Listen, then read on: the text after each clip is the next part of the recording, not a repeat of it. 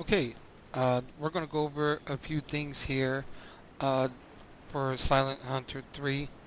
I'm going to be using a Type 7 Model B for the demonstration.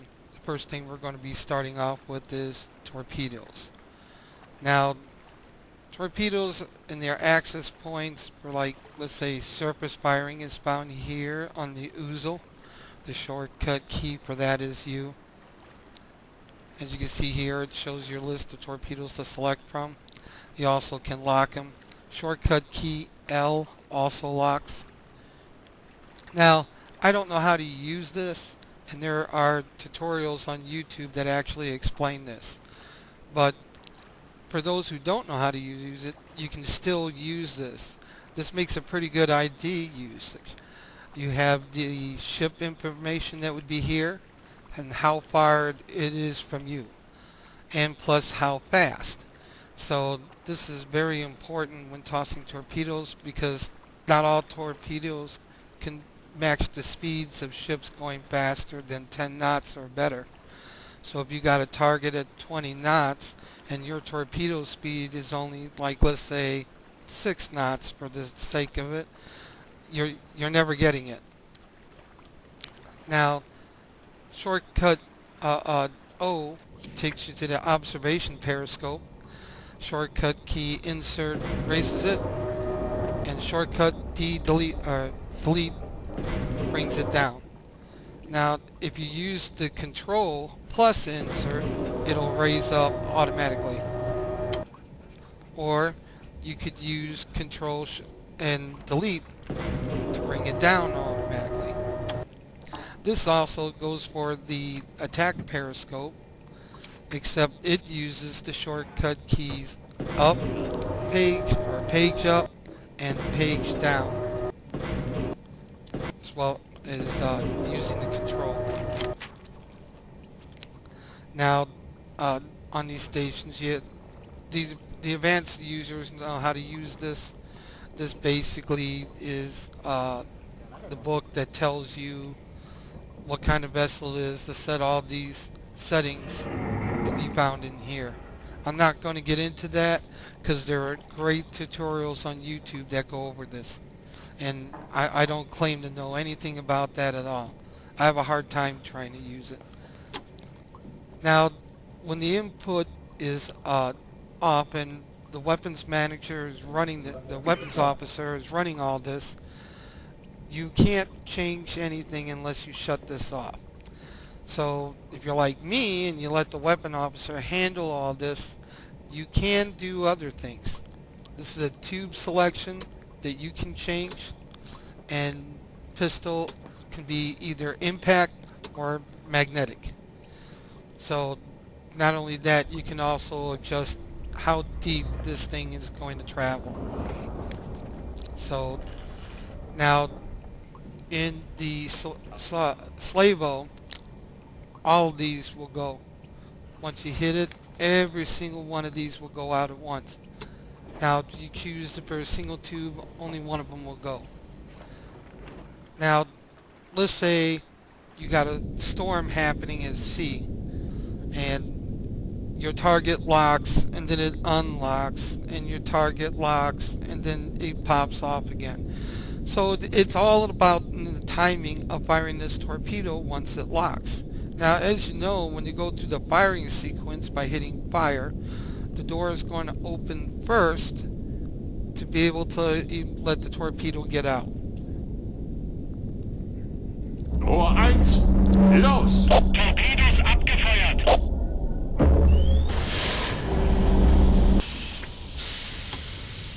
Let's say you're trying to fight with it, and that is actually costing you some time. So one of the things you can do is shortcut key Q opens the outer door.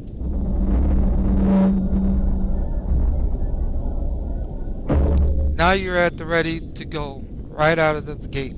Rohr 2, los! Torpedos abgefeuert! And not only does the shortcut key open it,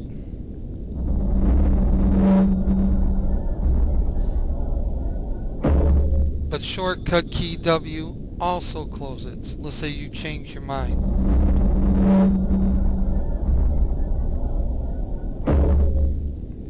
So those are some of the advantages there.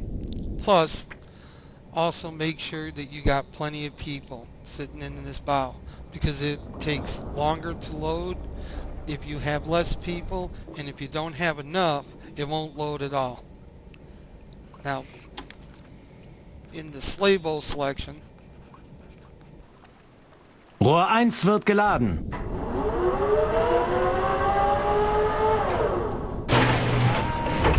you have the luxury of firing everybody. Rohr 1 feuerbereit, Herr Kaloin. Rohr 2 wird nachgeladen, Herr Kaloin.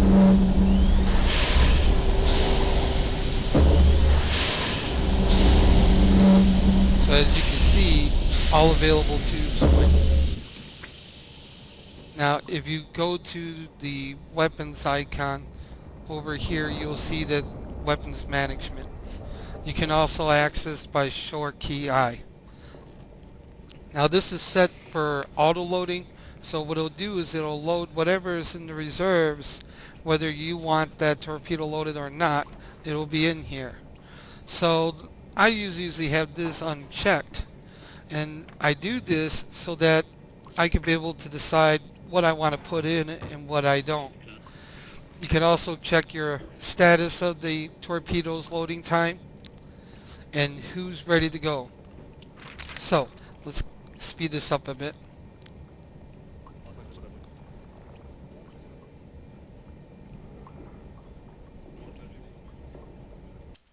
Rohr 4 wird geladen. Bad habit to speed it up in here, because these guys run out of energy quick when you do that. So I'm just gonna do.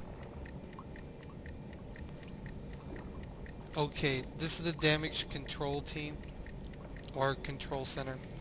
Basically what you got to do is you put people in here to do repairs. The more people you have in here, the faster the repairs can be done. Now, yeah, it's true that as long as you have personnel in the compartments, they're going to be fixing. But what is not true, they do not fix everything. If this compartment is still in the yellow, the compartment has to be repaired. This can only be done from here. So even though that it's loaded up with people, it always will stay yellow because the subsystems are done, but the quarters has to be done. And that's done from the damaged area. They also repair the deck plating and guns as well as the conning tower, as long as it's not red. Once it's red, it's destroyed. There is no repairing, nothing.